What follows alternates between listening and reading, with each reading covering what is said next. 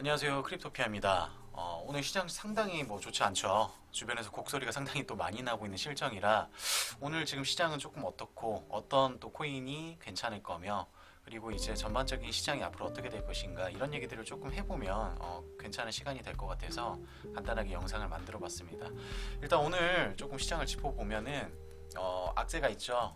고용지표가 상당히 좋지 않았는데도 3월에 이제 기준금리를 인상할 확률이 높다. 미 연준에서 발표한 내용입니다. 그래서 73% 이상이면 거의 금리 인상이 이제 확정이 된 상황일 수도 있다. 이런 이야기들이 이제 시장에 상당히 많이 나오고 있어요. 그래서 이런 내용들은 이제 어쩔 수 없이 주식시장이나 코인시장을 위축시킬 수밖에 없죠. 전반적으로 작년 11월 때부터 이제 긴축 발표와 더불어서 테이퍼링에 대한 언급들이 계속해서 있었기 때문에 투자시장이 계속 눈치만 보고 있다가 최근에 이게 조금 이제 확실시 되니까 상당히 이제 공포로 조금 다가온 부분이 있는 것 같습니다. 비트코인도 사실 지금 현재 모습들 보면은 큰 폭의 이제 하락 이후에 회복세를 전혀 못 보여주고 있죠. 아무래도 이제 테이퍼링 이슈부터 해서 지금 현재까지 계속 이슈가 되고 있는 이제 이 긴축 모드라는 테마 자체가 시장에 전혀 좋은 요소로 작용하지 못하고 있기 때문에 하락 후 하방을 계속 반복하다가 이제 횡보세를 조금 보이고 있는 모습, 크게 재미가 없다. 그래서 이제 시즌이 끝났다, 비트코인이 이제 올해는 사실 재미없을 것이다, 이런 이야기들이 상당히 많이 나오고 있습니다.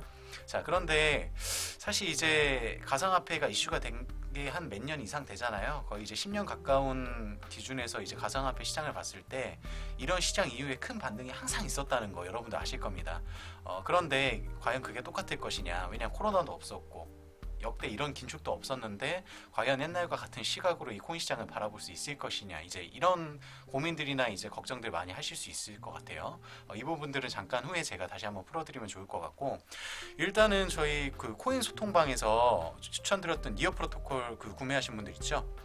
아마 매수 매도 포인트 다 내어드렸을 텐데 매수가 자체가 저희가 2포인트 정도 된 것 같아요. 그래서 매도가 자체도 내드렸기 때문에 혹시라도 지금까지 보유하고 계신 분들 같은 경우는 호재가 아직 남아있으나 전반적으로 시장이 좋지가 않으니까 현 시점에서라도 일단 1차 매도를 가하시고 난 다음에 다시 조금 매수 시점을 잡아가지고 조금 들어가시는 게 좋을 것이다, 제가 이렇게 말씀을 드리고 현 시점에서 1차 매도를 조금 잡아주시고 들어가시면 좋을 것 같습니다. 니어 프로토콜 저희가 이제 추천해드린 종목이 있겠지만은 아무 사실 종목 정보도 모르시고 투자하신 분도 많이 있는 것 같아요. 니어 프로토콜 같은 경우는 이제 앱 위에서 사용할 수 있도록 디자인된 탈중앙화 어플리케이션 플랫폼입니다. 그래서 일반적으로 우리가 코인으로 알고 있는 이더리움은 사실 코인이 아니고요, 블록체인 위에 구현된 플랫폼으로 보시면 돼요. 그래서 그 위에 수많은 앱들 중에 앱들을 이제 구동할 수 있게 설계된 네트워크에 가깝다고 볼 수 있습니다. 그래서 1세대 코인들, 2세대 코인들, 3세대 코인들을 이제 넘어서서 최근에 이제 솔라나 같은 경우도 아발란체, 폴리곤, 이런 이제 3세대 코인들도 굉장히 상승 이슈가 이제 두드러졌었죠. 그래서 이 플랫폼들을 이제 넘어서서 니어 프로토콜 같은 이제 4세대 플랫폼들이 사실 이제 자리를 잡고 있기 때문에 이런 코인들을 조금 눈여겨 보면서 투자하시는 것도 상당히 좋은 투자 방법이라고 조금 볼 수 있을 것 같아요. 니어 프로토콜 앱에 대해서는 이 정도로 마무리하고요. 추가적으로 매매 방식이라든지 포인트 조금 궁금하신 분들은 채널이나 카톡방 통해서 소통하시면 좋을 것 같습니다. 자, 그리고 아까 이제 미뤄뒀던 이야기를 조금 해보면 좋을 것 같죠. 지금 시장 상당히 안 좋은데 비트코인 시즌 아웃인가, 가상화폐가 투자 주류가 될지 진짜 못하는 것인가, 이제 이런 부분에 대해서 아무래도 의구심을 품는 이제 가상화폐 투자자들이 많이 있으세요. 자, 결론적으로 말씀드리면 저는 항상 말씀을 드립니다. 누구를 만나든 가상화폐는 주류가 될 수밖에 없다. 이제 그 이유에 대해서 딱 한 번만 오늘 말씀드려 볼까 해요. 자, 보시면 이 화폐의 가치를 기존에 정했던 게 이제 긴축통화국이죠. 이 긴축통화국이 미국입니다. 미국이 달러를 얼마를 찍어내고 들 찍어내냐에 따라서 전 세계 화폐 가치가 왔다 갔다 한다라는 얘기죠. 근데 이제 문제가 뭐냐면 이 달러는 미국 기준에서 찍어내는 환산 기준이기 때문에 모든 글로벌 국가들이 이 미국 기준에서 가치가 통용된다는 게 사실 말이 되지가 않아요. 자, 그런데도 불구하고 이제 적당히 밸런스를 맞춰서 기존에는 화폐 가치가 정해졌으나 어째 됐던 간에 모든 글로벌 국가에 합당한 화폐가 될 수는 없었다는 얘기죠. 그러면서 등장했던 게 이 가상화폐죠. 가상화폐라는 건 사실 등락 기준을 긴축통화국이 정하는 게 아니죠. 그 가상화폐를 이용하는 모든 이가 이 화폐 가치를 정하기 때문에 그 어느 화폐보다 사실 가치가 명확할 수 있다, 평등할 수 있다, 이런 가치로 이제 만들어진 게 가상화폐라고 보시면 돼요. 근데 이제 아시다시피 가상화폐 초기에 규제가 굉장히 많았잖아요. 뭐 이제 은행권이라든지 정부에서 다 누르고, 미국 같은 경우도 긴축통화국인데 말 그대로 이제 이 기득권을 굳이 포기하고 싶진 않았겠죠. 그래서 이제 가상화폐를 누르고 눌렀지만은 사실상의 그런 부분들이 이제 눌러서 이게 다 막혀지는 게 아니었다는 거죠. 내용들 봐도요. 이제 뭐 가상화폐 법안 전에 미국에서 긴축통화국으로서 힘을 굉장히 많이 잃고 있습니다. 바이든 인프라 법안을 통해서 돈 뿌리고 있죠. 코로나 때문에 지금 돈을 안 뿌려줄 수가 없는 상황이기 때문에 인프라 법안으로 있어 이제 1조 9천억 달러, 우리 돈으로 2,264조 원이랍니다. 이게 있는 돈인지도 저는 모르겠어요. 자, 어쨌든 간에 이만큼 돈을 많이 찍어내고 뿌리고 있는 실정인데, 이 미국이 문제는 긴축통화국이라는 얘기죠. 여기에서 이렇게 돈을 찍어내면 당연히 인플레이션이 일어날 수밖에 없는 거고, 이 인플레이션은 전 세계적으로 퍼질 수밖에 없다라는 얘기죠. 그러다 보니까 지금 현 시점, 코로나라는 시점에서 화두되고 있는 게 가상화폐였다는 거고, 이 가상화폐가 말 그대로 최근에 이제 시너지를 굉장히 많이 보여줬던 계기가 됐다라는 겁니다.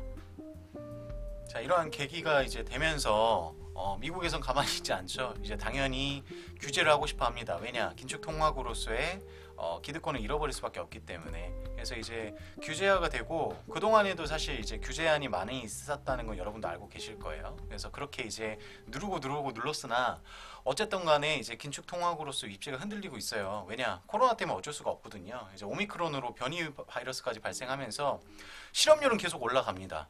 그래서 돈 없이 굶어 죽어가는 사람은 많은데, 그러면 나라에서 가만히 둘 수가 없죠. 당연히 또 돈을 풀어줄 수밖에 없을 것이고, 돈을 풀어줬더니 당연히 인플레이션이 일어날 수밖에 없는데, 인플레이션 이제 다 만들어 놓고 또 뭘 하고 있느냐? 인플레이션이 올라가니까 다시 또 금리를 올리겠대요. 이게 말이 안 된다는 거죠, 사실은요. 악순환의 반복이 되고 인플레이션을 넘어서 이제 스태그플레이션까지 가고 있는 사실 현 상황에서 기존의 화폐 가치를 계속해서 고수한다는 거는 사실상 불가능하다.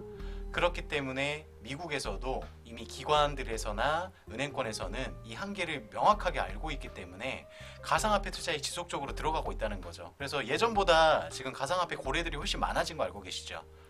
이 말은요, 이 자금은요, 이 기관에서나 은행권은 결코 이 돈을 호락호락하게 쓰지 않습니다. 절대 잃지 않는 투자에 베팅을 하는 게 기본적인 명목이기 때문에 이런 이제 기관들이나 대형 고래들이 들어온다는 것 자체가 가상화폐 시장의 미래를 점쳐볼 수 있는 가장 큰 판단 기준이 될 수 있을 것이다. 이렇게 일단 생각을 하셔야 된다는 얘기예요.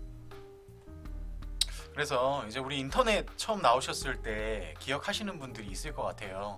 인터넷이 이제 처음 도입이 되면서 정보 교류가 이제 글로벌적으로 활발해졌지 않습니까? 근데 처음에는 이제 나라별로 정보 통제를 하려고 바빴다고 그래요. 그런데 결과적으로 이제 막을 수가 없었던 이 흐름이었었던 거고, 가상화폐 역시도 저는 마찬가지라고 생각을 합니다. 규제로서 이제 단기간 안에는 눌러줄 수는 있으나 지금 흐름 자체가 간단한 물줄기가 아니라 이미 파도로 변질돼 버렸기 때문에 이 변화의 흐름 자체는 결과적으로 막을 수가 없다. 그래서 이 변화의 흐름에 맞춰 사실은 기관들이나 글로벌 국가들이 다 준비해서 맞춰서 이미 변하고 있다. 이렇게 좀 봐주시면 좋을 것 같습니다. 시장이 계속 좋지 않습니다. 근데 이거는요, 사실 이제 코로나라는 이슈를 통해서 정책 결과에 따른 발표이고, 결과적으로 이제 기존 통화에서 가상 통화로 이 상용화의 이제 기득권이 바뀌어가는 과정이라고 보시면 될 것 같으니까 너무 걱정하실 필요는 없을 것 같으세요. 그래서 투자하시는 분들 입장에서는 조금 단기간 내가 자금이 필요하다. 그럼 현금 확보하셔서 일단은 본인이 사용하시면 되실 것 같고, 장기적으로 만약에 가상화폐를 투자 가치로서 보시고 계신 분들 입장에서는 이거는 절대 막을 수 없는 어쨌든 투자의 흐름이고 가치의 흐름이기 때문에 절대 지금 손 놓지 않으셨으면 좋겠다고 오늘 이 영상을 끝으로 마무리하면서 말씀을 드렸으면 좋겠습니다. 저희 크립토피아는 어쨌든 이런 전반적인 시장의 흐름과 그리고 이제 알고 있는 정보를 교류하는 소통 채널을 계속해서 유지하고 있으니까 궁금하시거나 또 본인의 의견이 있으시면은 좋은 말씀 주신다고 하면은 저희가 충분히 이런 정보들을 다 기재하고 올리면서 같이 소통해 나가도록 하겠습니다. 감사합니다.